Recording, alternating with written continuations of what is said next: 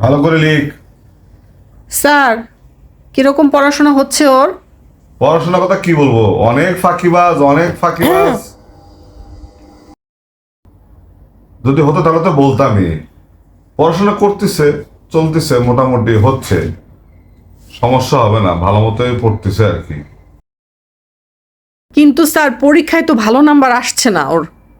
পরীক্ষায় ভালো নাম্বার কিভাবে আসবে বলেন? এখানে যেটা পড়াই সেটা তো বাসায় গিয়ে প্র্যাকটিস করছে ও। আসলে ভালো ছেলেদের এই সমস্যাগুলো হয় সাধারণত। তো ও করতেছে, প্র্যাকটিস করে বাসায় পড়তেছে, করতেছে, এটা হয়, এটা হয়। ওর ভালো হবে, ভালো হবে একদিন আর কি, ভালো হবে। কি ভালো হবে স্যার? আমি তো দেখি সারাদিন সে মোবাইল নিয়ে বাড়িতে গেম খেলতে থাকে, না তো মোবাইল নিয়ে কি যে করতে থাকে। আমার মনে হয় এইসব ছেলের মোবাইলটা কেড়ে নেওয়া ঠিক হবে না, ব্যালেন্স করে থাকতে হবে। কারণ হচ্ছে আপনার গেমও খেলুক আবার পড়াশোনাও করুক, দুটা ব্যালেন্স করা উচিত। একবারে কেড়ে নেওয়া আমার মনে হয় ঠিক হবে না।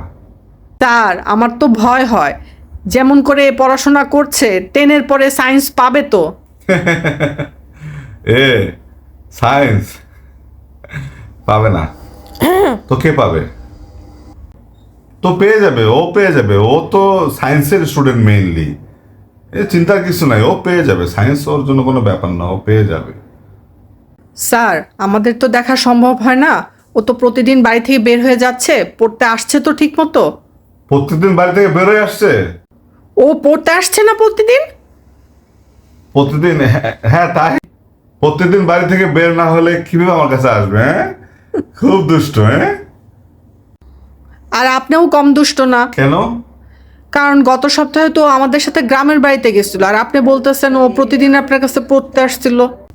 ও হো হো হো। বলিসনি কেন, তুই আসিসনি আমার কাছে? এর মানে? মানে হলো না না? খুবই জঘন্য।